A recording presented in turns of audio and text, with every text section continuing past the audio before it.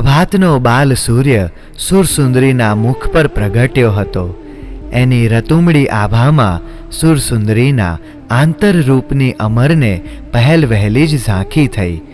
સરગમના સાતેય સૂર વગાડતો હોય એવો ભીનો પવન હવેલીના ઝરૂખામાં ફૂંકાતો હતો અને ભૈરવીના કરુણ છતાં મધુર સૂરમાં ઘૂંટાયેલો સુરસુંદરીનો સ્વર શ્રી નવકાર મંત્રને અતિ મધુર બનાવતો હતો. અમર એ મધુરતાને મન ભરીને માણી રહ્યો. સુરસુંદરીએ 108 વાર શ્રી નવકાર મંત્રનું ગાન કર્યું અને ઈશાન ખૂણામાં નતમસ્તક બની લલાટે અંજલિ જોડી પરમાત્માને ભાવ વંદના કરી. ત્યાર પછી પાસે જ બેઠેલા અમરકુમારને સુરસુંદરીએ પ્રણામ કર્યા. આ શું સુંદરી? મારા પ્રાણનાથના ચરણે આત્મસમર્પણ. એ તો હૃદયનો ભાવ છે ને, એની અભિવ્યક્તિ શા માટે? પ્રેમને પુષ્ટ કરવા માટે. શું અભિવ્યક્તિ વિના પ્રેમ પુષ્ટ ન થાય? અભિવ્યક્તિથી એક પ્રકારની તૃપ્તિ થાય છે. હૃદયની લાગણીઓનો ધોધ જ્યારે પ્રવાહ બનીને વહે છે ત્યારે બીજા હૈયાઓને પણ લીલાછમ કરી દે છે, એમ કહેવું છે ને? એવું તાદાત્મ્ય જો પરમાત્મા તત્વ સાથે થઈ જાય તો? હૃદયોનું તાદાત્મ્ય સધાય છે ત્યારે એવું સહજ બની જતું હોય છે. એવું તાદાત્મ્ય જો પરમાત્મા તત્વ સાથે થઈ જાય તો? તો આ સંસાર સાથેનું તાદાત્મ્ય જ ન રહે, આપનું તાદાત્મ્ય પણ ન રહે, એમ કહો છો ને? જો તે પણ મારા મનની વાત જાણી લીધી ને. પરંતુ ભલે ને શરીર સાથેનું તાદાત્મ્ય તૂટી જાય, આત્મદ્રવ્ય સાથેનું તાદાત્મ્ય રહેવાનું ને. એટલે શું આજે આપણે દ્રવ્ય પર્યાયની ચર્ચા કરવાની છે? ના, ચર્ચા નથી કરવી. હૃદયના ભાવોની અભિવ્યક્તિ કરવી છે. સ્નેહ અને સમર્પણના અગાધ દરિયામાં ડૂબકીઓ મારવી છે. બે દિલના દરિયામાં ભરતી આવી હતી. મનના તરંગો આગળ દરિયાના તરંગો તો કોઈ વિસાતમાં નથી હોતા. છતાં આ તોફાની દરિયાના તરંગો ન હતા. ઉછળતો દરિયો પણ મર્યાદામાં હતો. એને દેશ અને કાળનું ભાન હતું. એટલે સુરસુંદરીએ કહ્યું, જુઓ પૂર્વ દિશામાં સૂર્ય કેટલો ઊંચે ચડી ગયો છે. મને લાગે છે કે 2 ઘડી વીતી ગઈ હશે. ચાલો હવે હું મા પાસે પહોંચી જાઉં. સુરસુંદરી ઊભી થઈ. અમરકુમાર પણ ઊભો થયો. બંનેને 4 પ્રહર માટે જુદા પડવાનું હતું. માત્ર 4 પ્રહર, છતાં જાણે 4 યુગનો વિરહ પડવાનો ન હોય તેવી વ્યથા અમરકુમારના મુખ પર અંકિત થઈ ગઈ. સુરસુંદરીએ વ્યથાને અભિવ્યક્ત ન થવા દીધી. આખર એ સ્ત્રી હતી ને.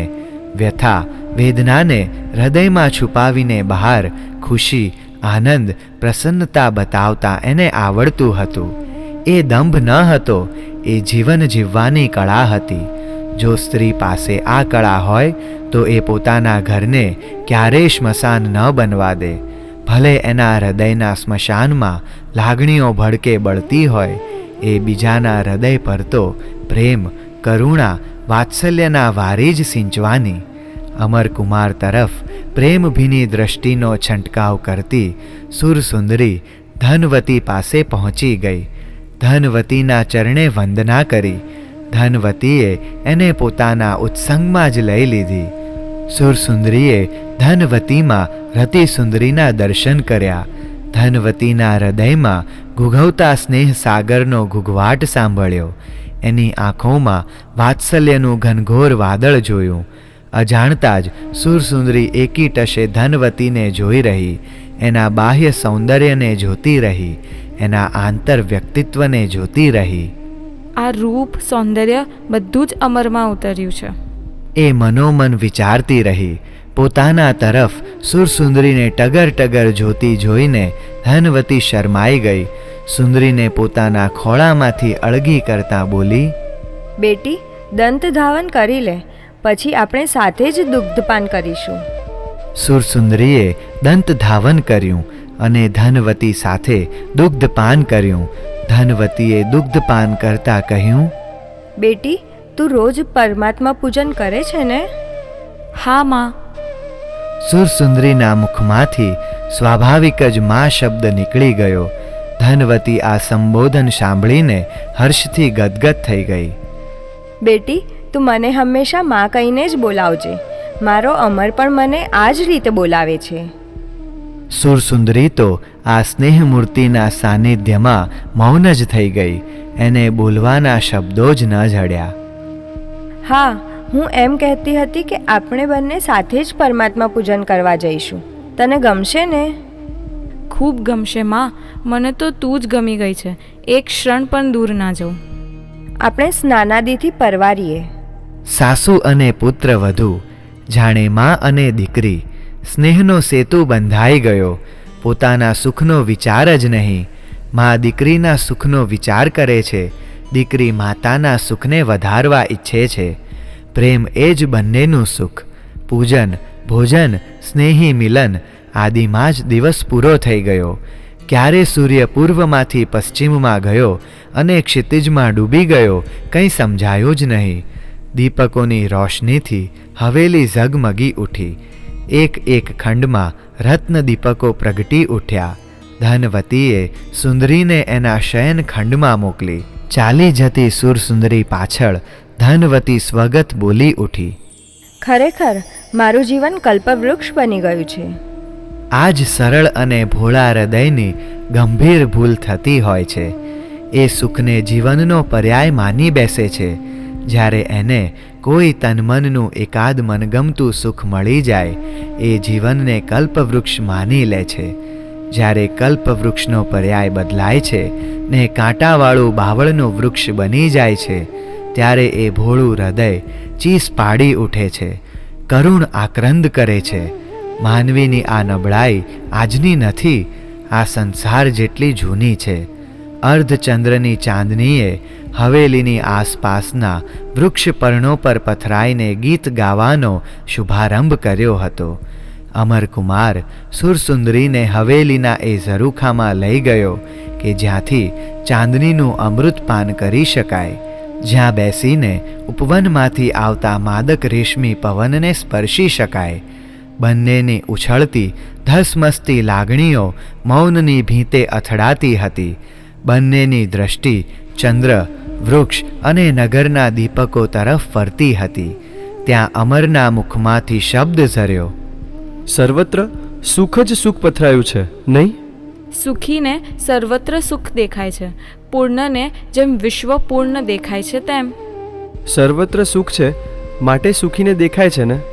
ના, સુખીને દુઃખ દેખાતું નથી, માટે સર્વત્ર સુખ દેખાય છે.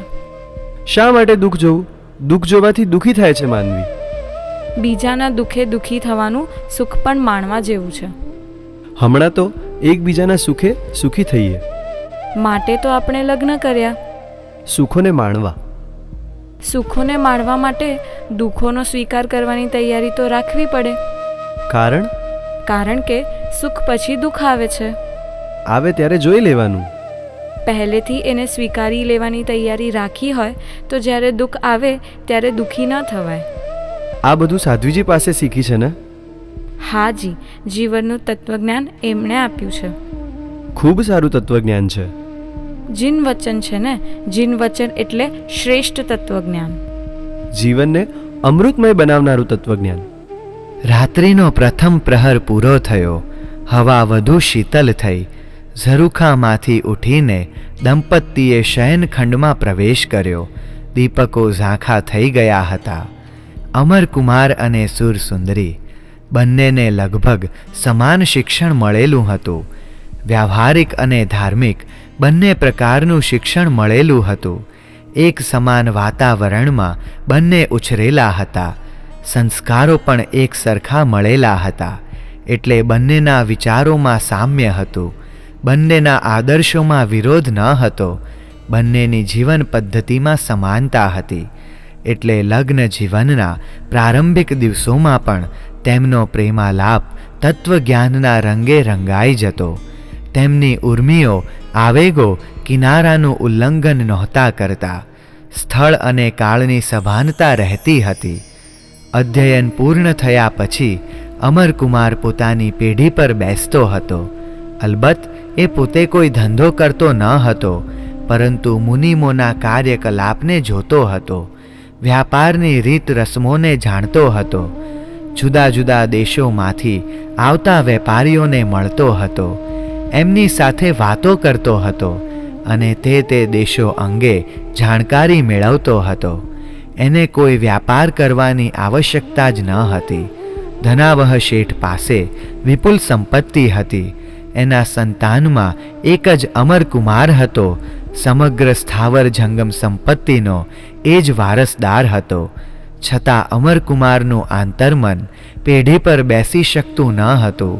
તેનું મન તો દેશ વિદેશમાં પરિભ્રમણ કરતું હતું. એના હૃદયમાં સુરસુંદરી પ્રત્યે અગાધ રાગ હતો, છતાં એ ભોગવિલાસમાં ડૂબ્યો ન હતો. અર્થ પુરુષાર્થ અને સ્વપરાક્રમ તરફ એનું આકર્ષણ હતું.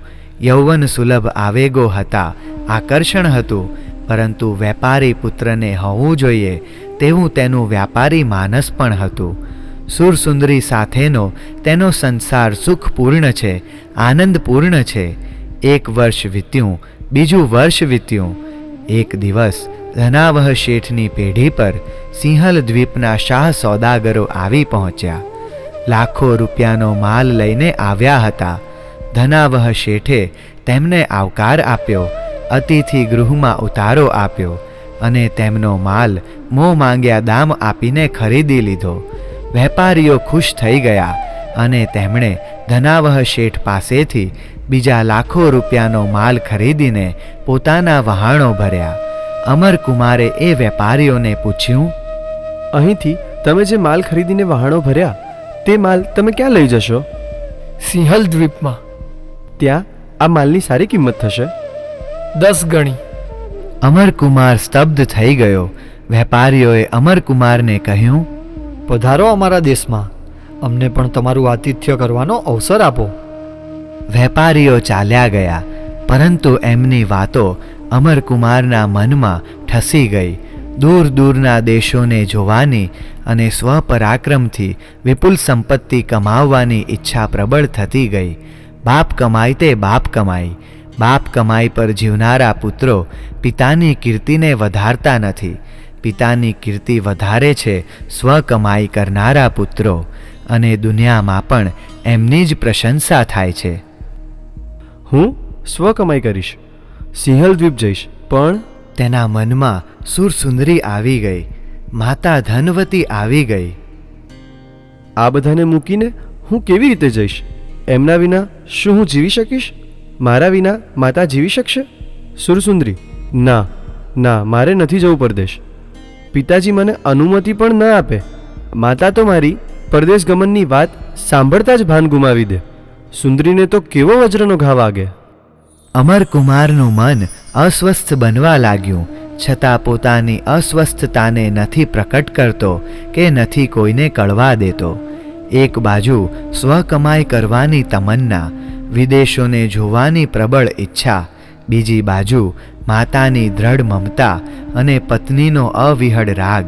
આ ખેંચ તાણે એના મનને ચંચળ બનાવ્યું, ઉદ્વિગ્ન બનાવ્યું. ચતુર સુરસુંદરીને ગંધ આવી ગઈ અમરકુમારના ઉદ્વેગની.